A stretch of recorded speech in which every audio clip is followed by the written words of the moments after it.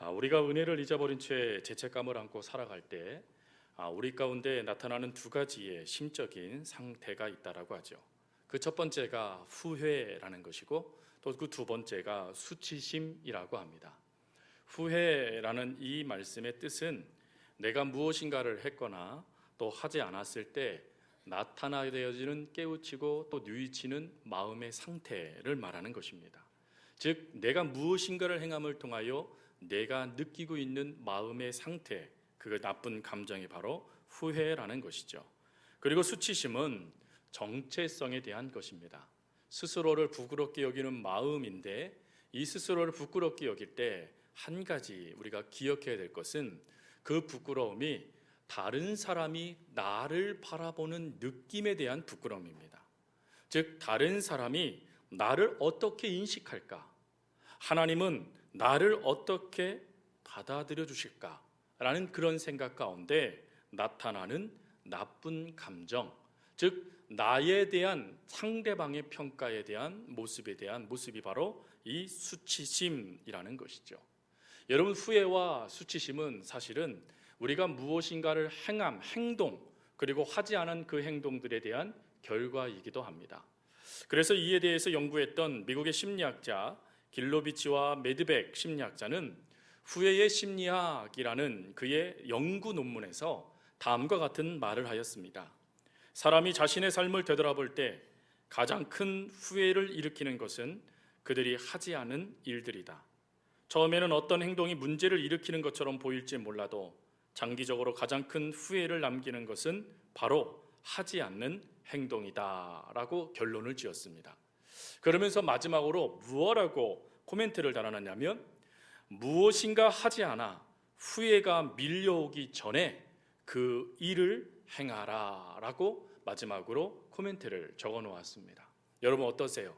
무엇인가 하지 않아서 우리가 후회하고 있는 것들도 많고 했지만 잘못 행한 것 때문에 후회하는 것도 참 많지 않습니까? 하나님을 온전히 믿고 하나님의 말씀을 기준 삼으며 하나님의 뜻대로 살아갈 때 우리의 인생은 바른 길로 갈 수 있다라는 것을 우리가 알고 있지만 여전히 우리는 후회하는 삶을 삽니다. 여전히 우리는 수치심 가운데 빠져 허덕이기도 하죠. 그러면서 우리는 이런 말을 합니다. 내가 만약 뭐뭐 했더라면 이라는 말이죠.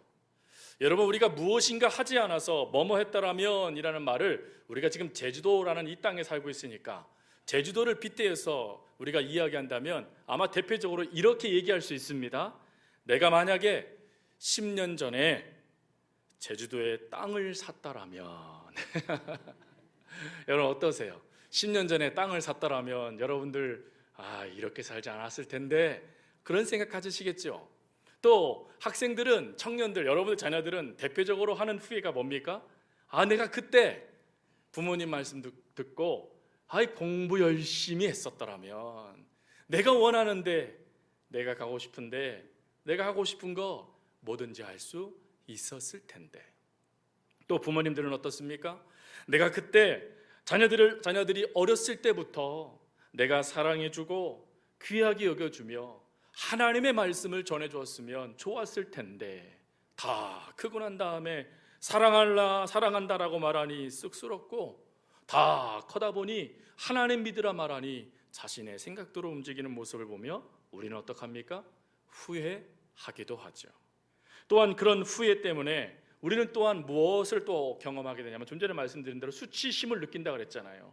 그래서 우리는 수치심을 또 이렇게 표현합니다. 내가 그때 내가 불평과 비난으로 그 시간을 허비하지 않았으면 나에게 이런 일 일어나지 않았을 텐데, 내가 그때 내 아버지가 나에게 강하게 하지만 않으셨다면 나는 지금 이렇게 잘못된 아버지상을 표현하지 않을 텐데 라고 하며 그 무엇인가 잘못된 모습을 가지고 내가 다르게 살지 못했던 모습을 안타까워하고 또한 슬퍼하는 게 우리들의 모습이기도 합니다. 근데 이런 모습이요 단지 우리들의 인생에만 나타나는 문제가 아니라 성경에 나와 있는 하나님의 사람들에게도 나타나는 모습이라는 것입니다. 예수님께서 체포되시던 날 밤에 예수님은 제자들과 함께 유월절 만찬을 베푸시죠.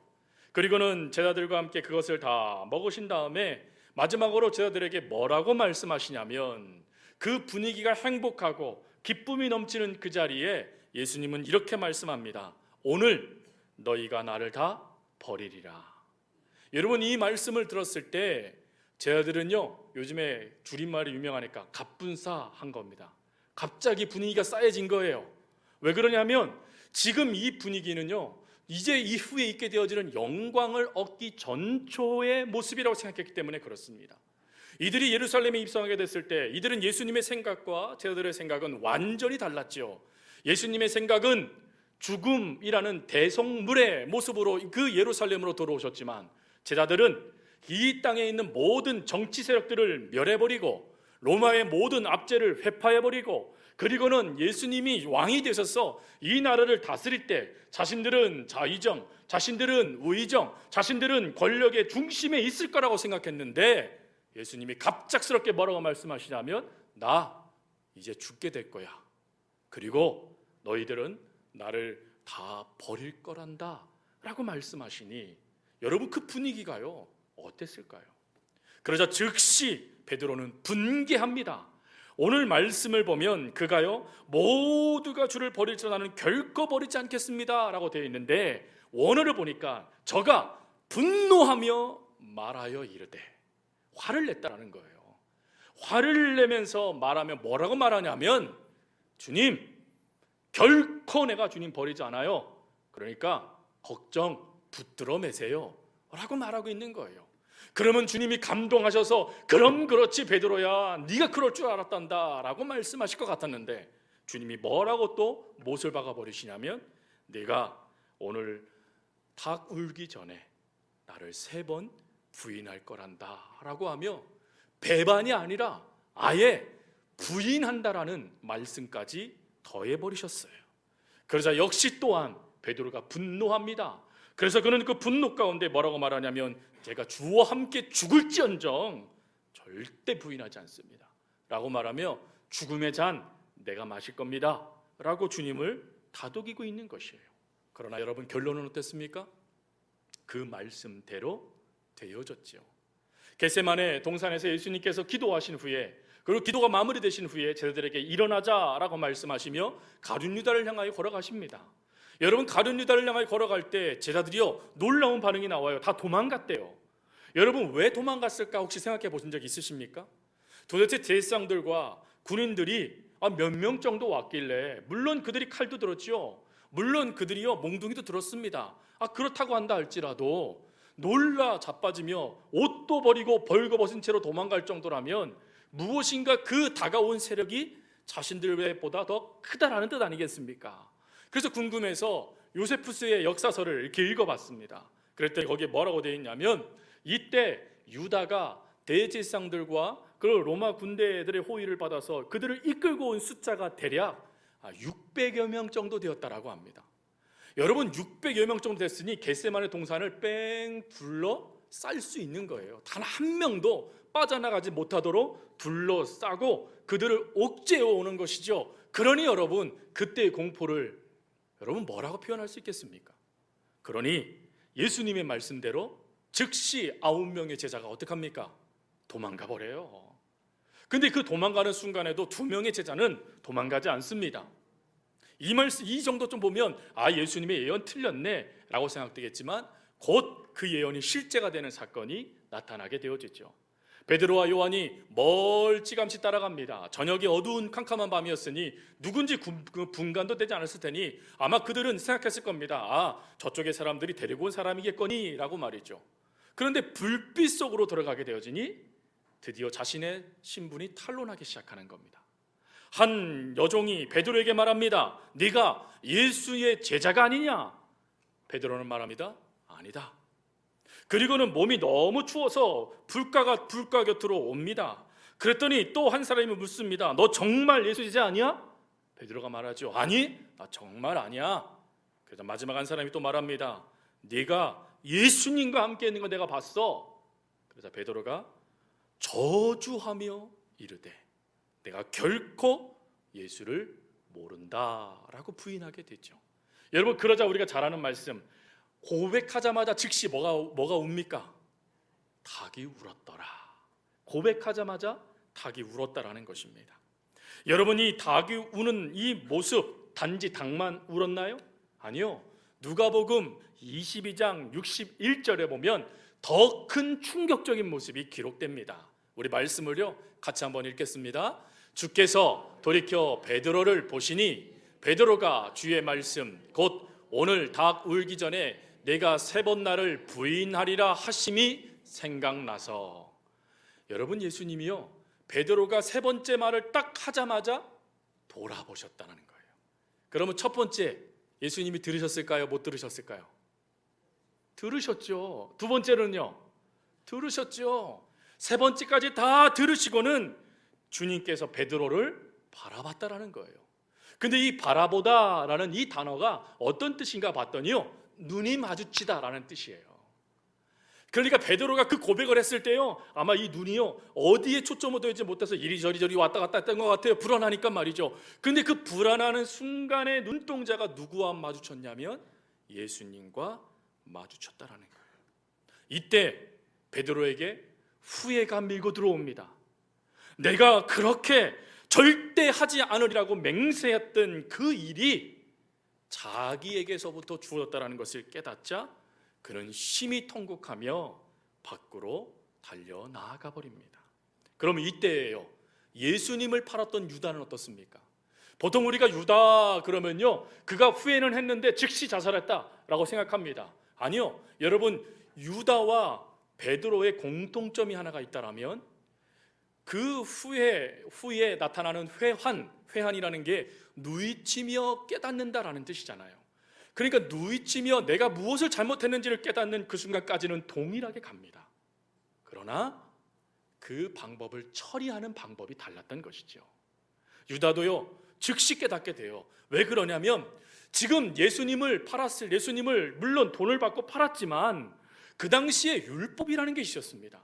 율법은 낮 9시에 반드시 그 재판이 시작돼야 되고, 재판이 시작될 때는 반드시 그 사람을 위한 변호인들이 있어야 돼요. 그게 유대의 법이었어요. 그런데 그 율법을 어기며 제사장들이 예수님을 치는 것을 보았고, 더군다나 말도 안 되는 역사를 이루는 것을 유다가 보게 되어져요.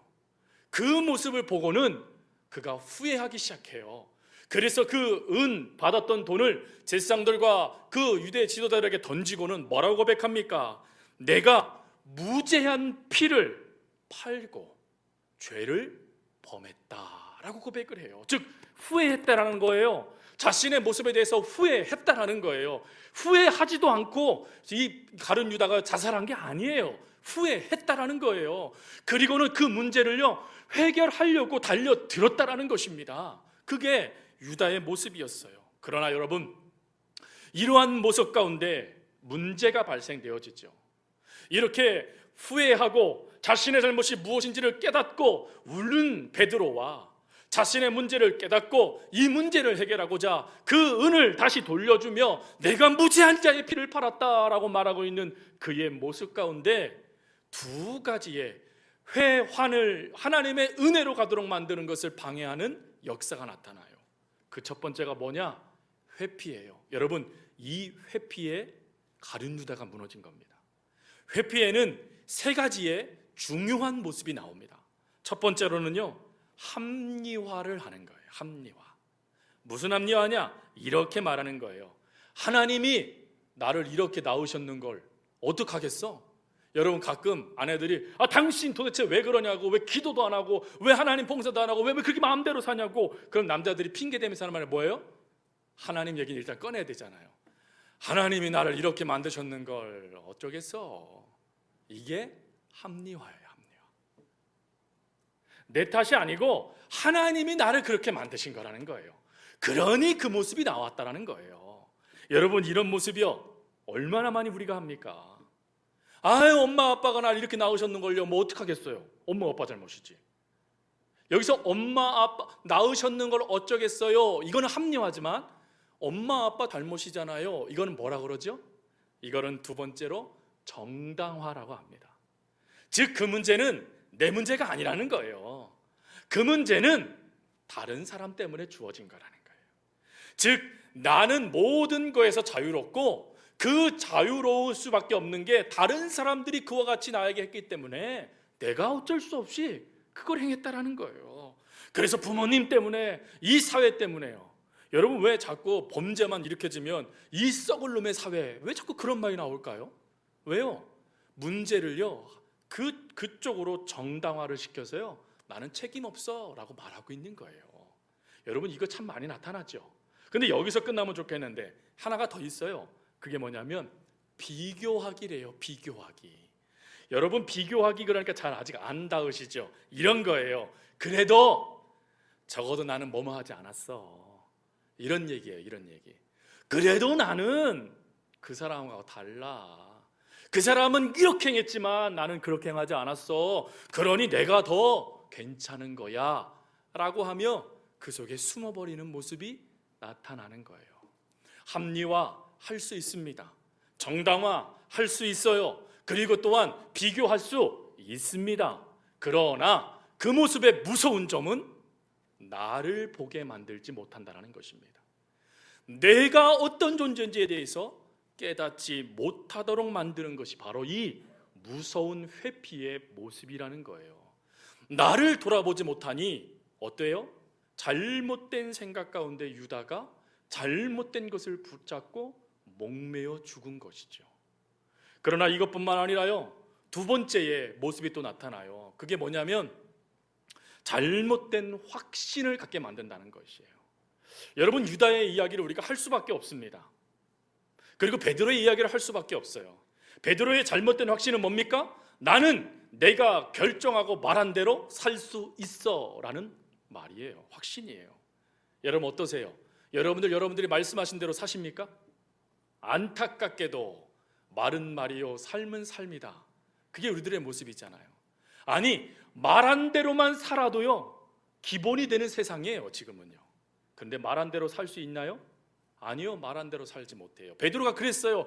내가 주와 함께 죽을지언정 내가 결단코 부인하지 않겠습니다. 그런데요 자기 목숨 살자고요 부인뿐만 아니라 뭐까지 했어요?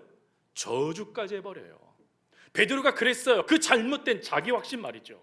그런데 이것보다 더 큰 잘못된 확신은 무엇이냐면 하나님에 대한 잘못된 확신이에요. 여러분 가룟 유다가 범한 죄 하나님 앞에 용서받을 수 있습니까? 없습니까? 가룟 유다와 같이 예수님을 팔아버린 그 모습 하나님 앞에 용서받을 수 있는 죄입니까? 용서받지 못할 죄입니까? 예, 용서받을 수 있는 죄지요. 하나님의 말씀은 분명하십니다. 이 땅 가운데 하나님 앞에 회개해서 용서받지 못할 죄가 없다. 이게 하나님의 뜻이에요.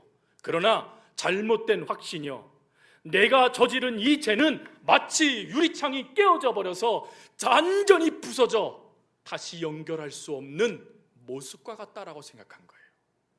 그래서 이 모습으로는 도저히 하나님의 역사가 임할 수 없다라는 생각 가운데 그는 어떠합니까?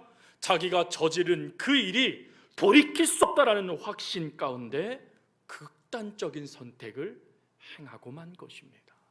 사랑하는 성도 여러분, 돌이킬 수 없는 죄는 없습니다.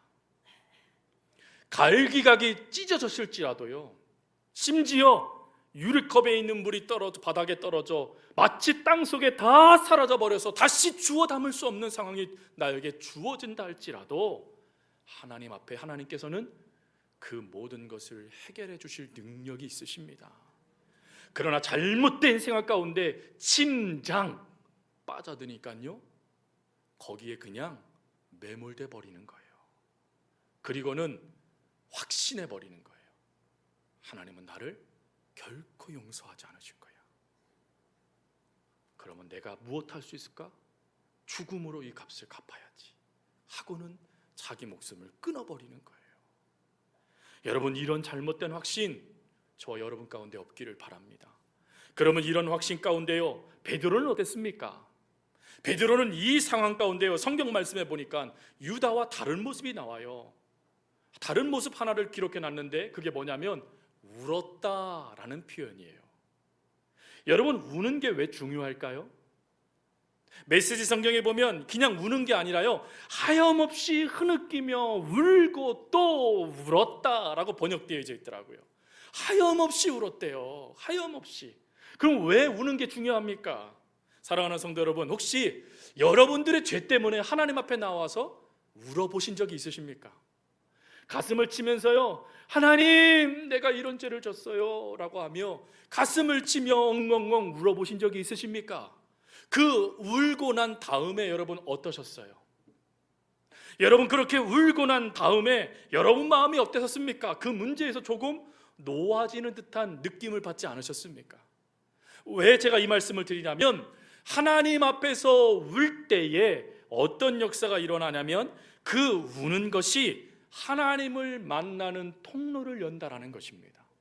이 모습을 주목했던 신학자였던 요한 크리소스톰은 이런 말을 했어요.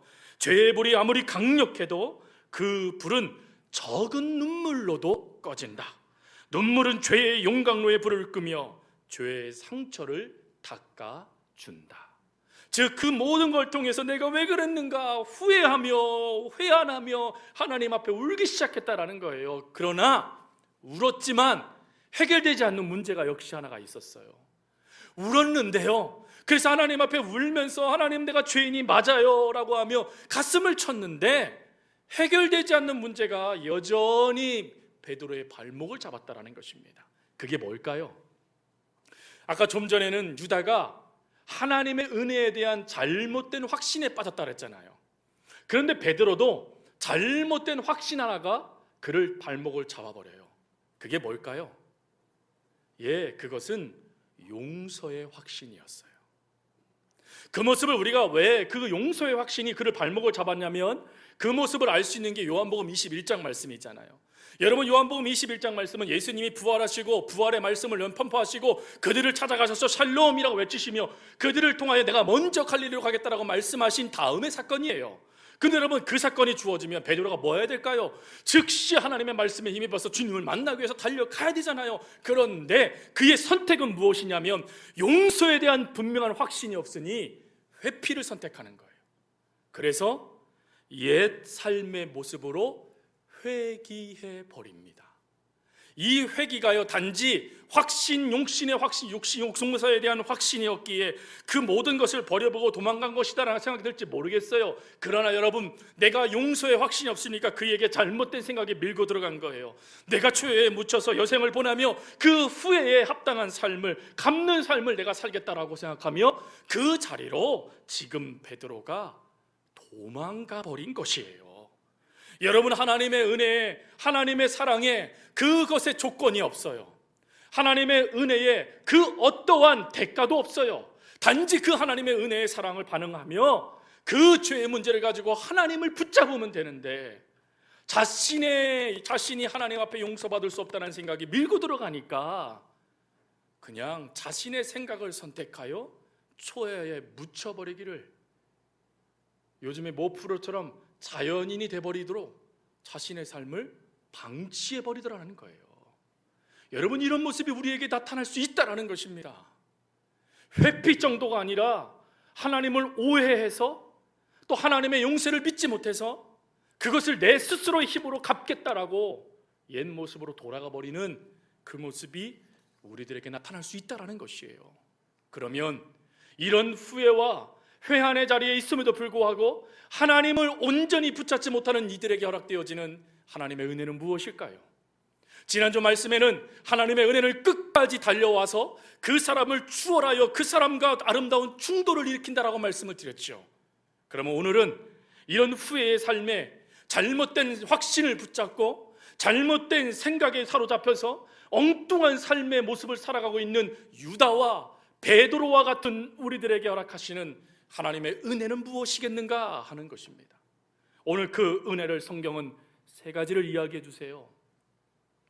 특별히 하나님은 누가복음 22장 말씀을 통하여 우리가 먼저 살펴봐야 될 것은 베드로가 예수님과 눈이 마주쳤을 때 그 다음의 역사예요. 여러분, 베드로가 예수님을 3번 부인하고 예수님과 눈이 마주쳤을 때 예수님은 뭐라고 생각하셨을까요? 이것을 예전에 중고등부 수련회 때 아이들에게 질문한 적이 있어요. 여러분, 만약에 이때 여러분들이 예수님이라면 그때 베드로와 눈을 딱 마주쳤을 때 뭐라고 생각하시겠습니까? 그랬더니 한 아이가요, 생각도 하지 않고 이렇게 얘기하더라고요. 그럼 그렇지, 네가 어쩌겠어, 이랬다는 거예요. 그래서 그 얘기 듣고 막 한참 웃었어요, 아이들과 함께. 그리고는 말씀 앞으로 갔어요. 누가복음 22장 61절 말씀, 우리 다시 한번 읽어보겠습니다. 누가복음 22장 61절 같이 읽겠습니다. 주께서 돌이켜 베드로를 보시니 베드로가 주의 말씀 곧 오늘 닭 울기 전에 내가 3번 나를 부인하리라 하심이 생각나서. 첫 번째 하나님의 은혜는 무엇이냐? 기억하게 하신다는 거예요. 무엇을요? 나 자신을요? 내 잘못을요? 아니요, 말씀을 기억나게 해주신다는 거예요. 그렇다면 예수님이 베드로와 눈을 마주친 것은 무슨 의미가 있습니까? 베드로, 내가 너에게 한 말을 기억하거라. 베드로, 네가 지금 무엇을 놓치고 있었는지 그것을 기억해라 라는 하나님의 뜻이었다라는 거예요. 그 뜻이 깨달아지기 시작하자 뭐 했다고요? 울기 시작했다라는 거예요. 그가 드디어 말씀 앞에 주님을 말씀을 기억하다 보니 내가 하나님 말씀 지키지 못하는 그 연약함에 울기 시작했다라는 거예요. 통곡하기 시작했다라는 것입니다. 여러분, 이 모습을 주목했던 사도 바울은요, 고린도후서 7장 10절에 이런 말을 해요. 하나님의 뜻대로 하는 근심은, 여기서 이 근심은요, 사도 바울이 지금 하고 있는 통곡을 말하는 거예요. 그 통곡은 후회할 것이 없는 구원에 이르게 하는 회개를 나타나게 한다는 거예요. 사랑하는 성도 여러분, 말씀을 기억하니 말씀 앞에 내 자신이 보여지기 시작하고, 내 자신이 보여지기 시작하니 하나님 앞에 울 수밖에 없는 내 모습이 나타나더라는 거예요. 그리고는 말씀을 붙잡고 회개의 순간으로 베드로가 나아가더라라는 것입니다. 여러분, 이것이 첫 번째 하나님의 은혜예요. 오늘도 여러분들이 후회하며 베드로처럼 유다처럼 넘어지는 수많은 역사들이 나타날 때 하나님은 여러분들을 말씀 앞에 세우세요. 여러분들을 말씀을 듣게 하세요. 그래서 여러분, 상처받고 힘든 영혼들에게 여러분들이 반드시 들려줘야 될 말은 무엇이냐면 하나님의 말씀을 들려줘야 돼요.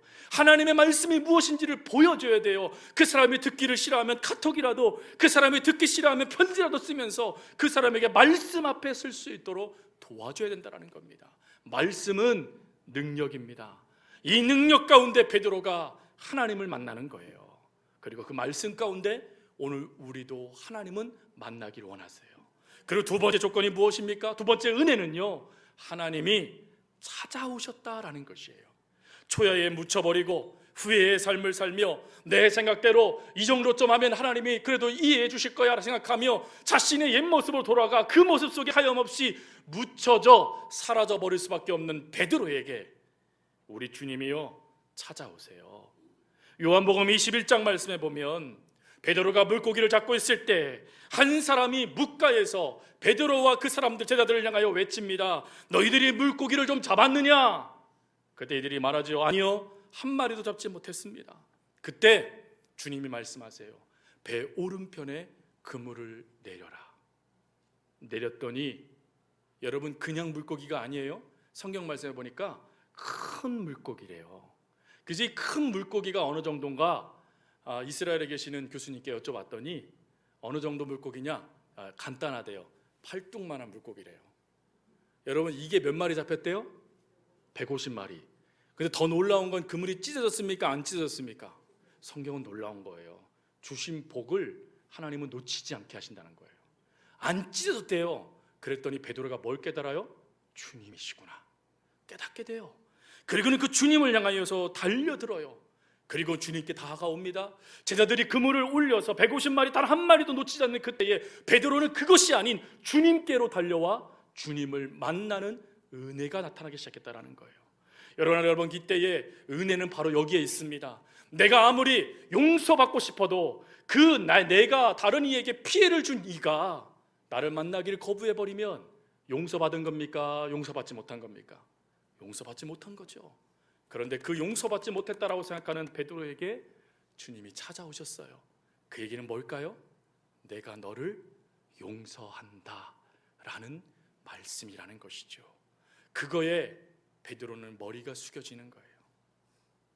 그거에 베드로는 하나님의 은혜의 역사 아래 놓이기 시작하는 것입니다.